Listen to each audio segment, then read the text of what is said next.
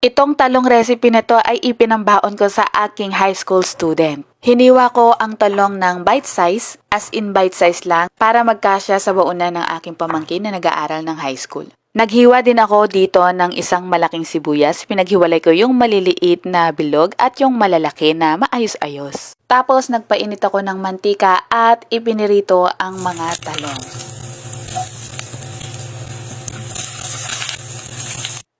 At habang pinipirito ito ay nagboil naman ako ng itlog. Nang balikan ko ang talong ay hindi ko napansin ito'y nasunog na pala. Pero okay lang yan. Ang sarap kaya niyan. Gustong gusto ko yung medyo sunog din yan. Tapos nung okay na, iniahon ko na at pinirito ang next batch. Sa isang bowl naman ay nag-prepare na ako dito ng toyo, oyster sauce, calamansi juice, tubig, brown sugar, pamintang durog, at inihalo hanggang matunaw ang dapat matunaw. Dito naman sa pinagprituhan ng talong ay nag-pan fry ako ng giniling na karne ng baboy. Sobrang konti lang nito, wala pang 50 grams. Isinama ko lang dahil natira lang sa ref, kaya kung wala kayo nitong giniling ay okay lang. Tapos iginisa ko na rin dito ang sibuyas, yung mga maliliit ito, tsaka ko na ibinuhos yung soy sauce mixture.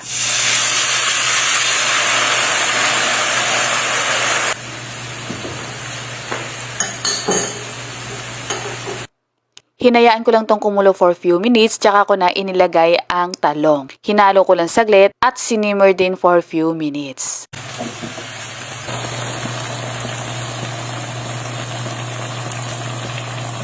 At habang sinisimmer yung talong ay binalatan ko na itong itlog at nag-design ako dito.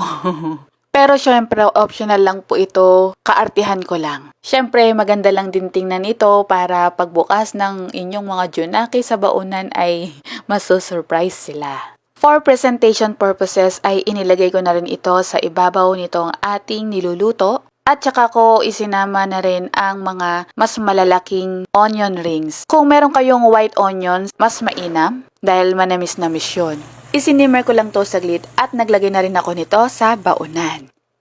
At heto na ang munting baunan ng aking grade 8 student. Naglagay ako dito ng kanin sa first layer. Siniksik ko para medyo madami-dami ang makain niya. At dito ko naman ilalagay yung pinaka-ulam. Paborito niya po itong talong. Kaya ito yung naisipan kong iluto sa kanya. Siya nga pala yung niluto kong talong dito ay kalahating kilo lang. Kaya hindi kalakihan ang aking nagastos. At syempre, importante din na magkaroon ng konting sarsa. At inilagay ko sa ibabaw ang 3 itlog.